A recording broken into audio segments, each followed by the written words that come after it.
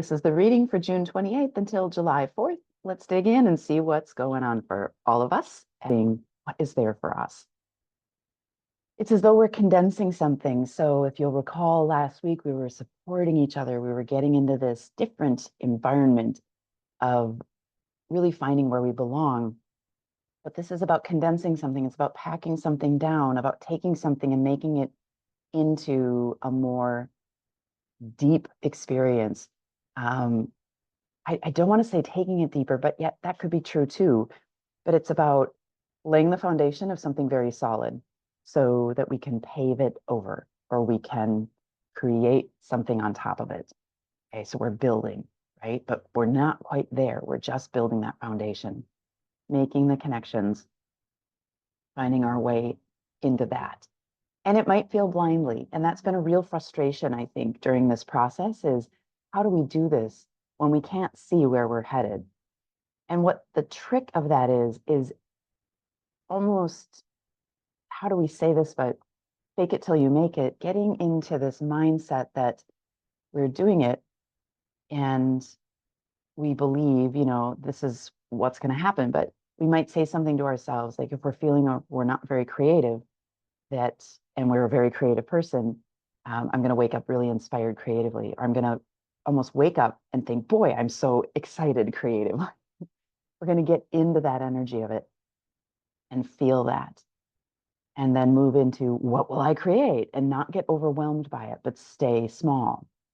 And it might be doing something that is not quite focused on building that foundation, but it might be building the foundation in a way of play or connection. So it might be, as an example, doing a little drawing or going out on a walk in nature. But the idea there is relating in some way to something creative, to something that's bringing you into yourself and bringing you to yourself. Okay, so go easy in the way of I am building a foundation, one I can't see. I know what that is. And that's what's important is this knowing that we inside, it doesn't feel rock solid, which is very uncomfortable for us because knowing is pretty rock solid. It's quiet, it's easy. But what we want to refrain from is looking for information outside of ourselves. We want to do our best to keep coming back to ourselves and finding the way through ourselves. And the universe is even okay if we make mistakes because it wants us to find that answer from within and find the answer from within. It's cultivating that. And it's been cultivating that. And you haven't missed it. It's been a tricky situation for many of us. And we may have resisted a bit. But that's why there's been all this space to figure it out and to let go and let go and let go into deeper depths of it. But the creativity and the expression is what's important. And what we're coming to is understanding what is our greatest expression. And that sounds like a lot of pressure. I really wish I didn't say it that way. Let's reframe that. What is the expression that's so stupidly easy for us, so simple for us that we overlook it? What is that? That's what we're looking for. And it's already within us. So we don't really have to look very far.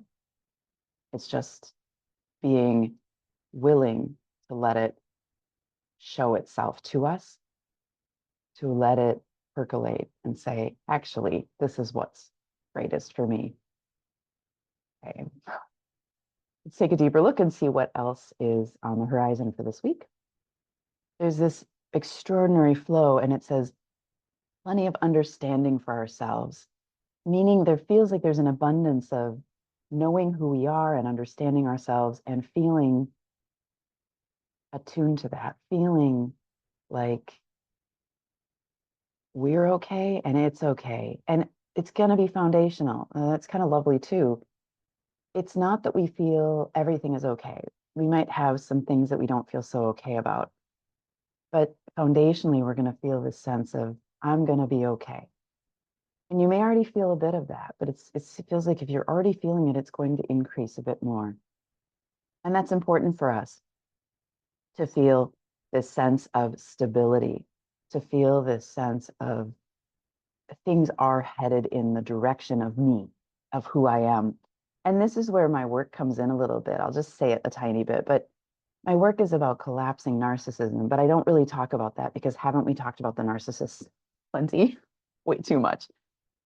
But the idea there is this is how we can get confused in being, well, I'm being so selfish or I'm being so narcissistic. But this is what was always meant to be, is that we were able and focused on ourselves first in a way where once we're expanding, and in this time, once we're in this expansive, unique expression, or unique, expansive expression, I think is a better way to say it, that what cultivates from that is extraordinary levels of power, meaning we become very quiet because we don't have much to say. Because a lot of what we say in our world is to prove something or to worry or to guilt or to shame or there's it's really primarily a lot of it is fear-based. Well, I wonder what's going to happen at work. It's drama, it's boasting, it's telling, it's proving.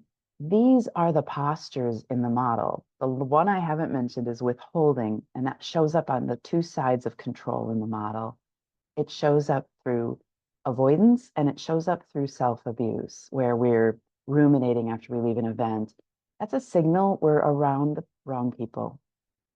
When we're with the people who really are where we belong, we don't ruminate because we can ask them directly, hey, I said this thing. Are you okay with that? And I've done that before and gone back to a whole group of people on one day, texting, calling, saying, hey, this one time this happened. Everybody said there, I had no problem with that. So that was something that I was making into something bigger. Like I had been bad or that's trauma for me. It's rumination that is self-abuse because none of it was true.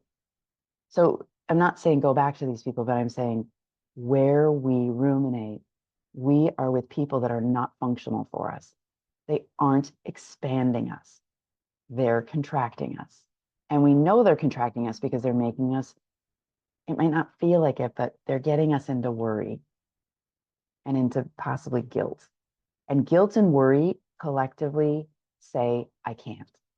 I will never be good enough. I won't be able to. That's what those two say. And we don't want that energy around us. It won't help us move into our expansion. These people, however, at the same time, in most cases, are incredible teachers because they, at the same time, taught us the contrast. And our aim is to come out of the contrast and move into this pure, I'm going to say, currency and fluidity of expansion. And that's where the creativity right now is building and building and building. And it's lovely. And we are not like the people who are out there and saying, like, marketing this way, they're in the model. They're in that posturing, proving they have to prove to be able to get people to come their way. There are a lot of quiet people on the scene who know, and they get a lot less attention. We've got to pay more attention to the quiet, to where we read it and we're like, I feel like I just came home. That's where we need to be. Right? That's where we need to be, is where we feel, not we feel, we know we belong. It's evident, like, hey, this is the space for me. Let's do that. What would a world be like with that? And that's the world I've been envisioning for decades, is what is a world where we know ourselves so deeply in a natural, innate way? What would that be like? And then I came to see it's this creative expansion, expressive expansion. It's unique. It's our uniqueness. What's unique about you, not what's special about you. That gets us into trouble. That gets us into the model. We should never tell a child you're special.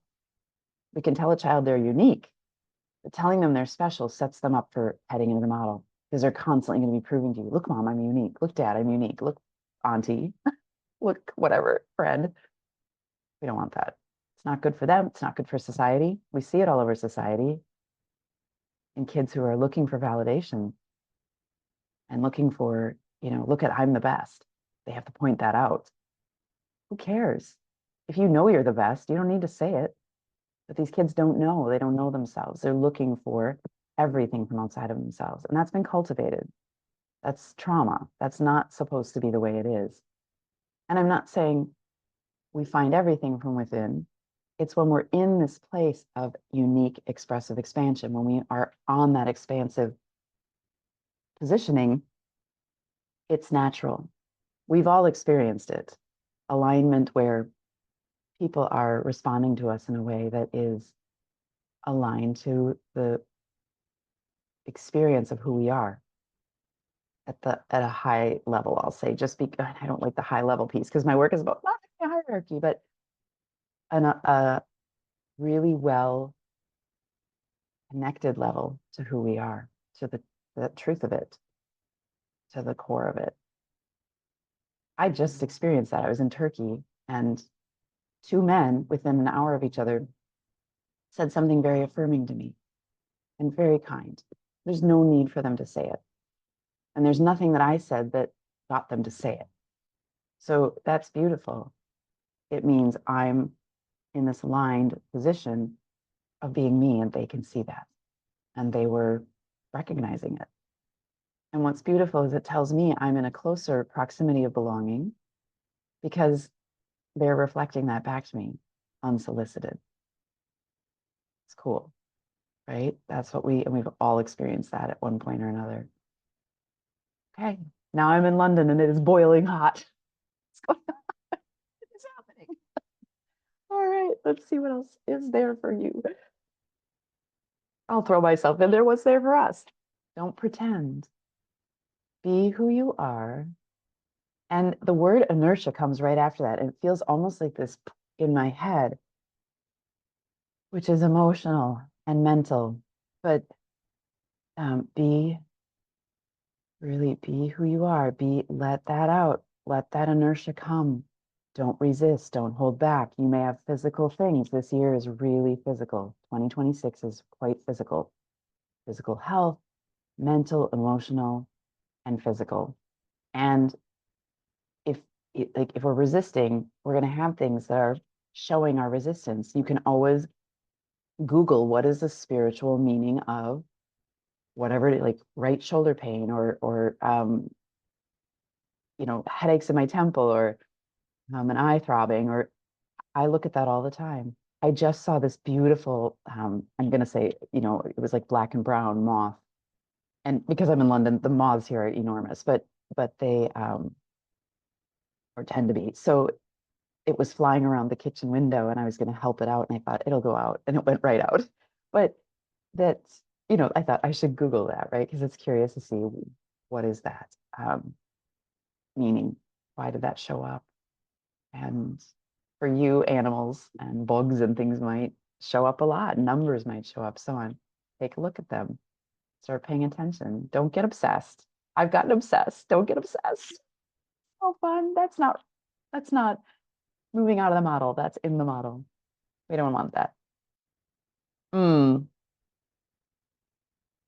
So let go of resistance. It's almost like a heartbeat. Like let go of resistance. You might hold on a little bit. Let go of more resistance. Hold on a bit because you're building. We're building inertia to move out and move through. And I don't even want to say those words because I think that then we get in our head about it, and that's exactly where we don't want to be. We just want to be in this fluid. It's okay. Everything's working out.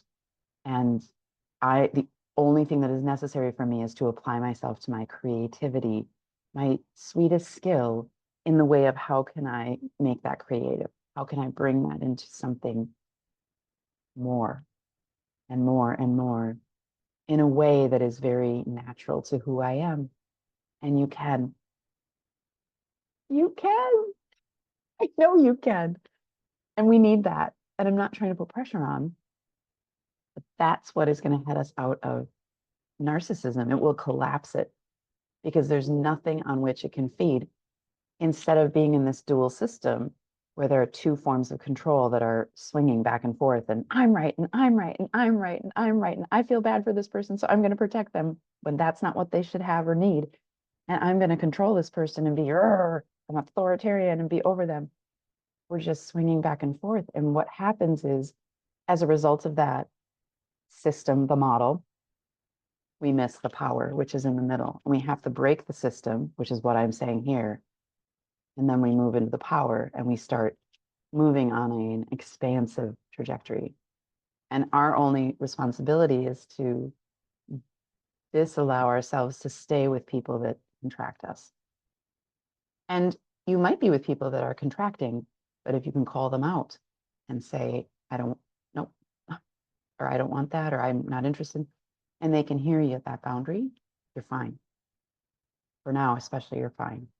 Yeah. So it doesn't mean we have to leave people necessarily. We need to test and make sure that they can hear us and that they can heed that need of, I can't do that or I can't be that. But it doesn't mean you don't like them or want to be there for them. It's just those are the ways you can't, or you can't talk about those things or whatever. That's appropriate. But as long as they can hear you and stop, you're good. You're golden. Let's take one more look here and see. I could just do this all day, every day, but there's this message about partner with somebody, and it feels like career. It feels like the word collaboration doesn't come in there, but partnering up with somebody to help you move to the next. And it might be somebody that comes your way, or some maybe somebody that you've reached out to in the past that you reconnect with and say, hey, I think we should do this now, or I'd like some feedback. It just feels like a simple touch. It's not got to be, let's open a business together or let's go all the way with whatever's going on. I mean, maybe it is for some, but it feels much more gentle than that. But it does feel like the cool thing about it is it does head you in the right direction even more. And it's going to help you have almost like a rocket booster. Not that it's moving you faster, but in a way, yes, to trusting and believing in yourself, because you have this tension with somebody else to have information to help you. And that's going to help all the way around. That's going to help all the way around. Okay, I'll leave it at that. I hope that this reading has served you. And I do individual one-to-one readings. You can go to my website. I'll pop a link here so that you can see the website name, and tune in next week for the next one. And let's see what's going on in this energy for 2026. Thanks.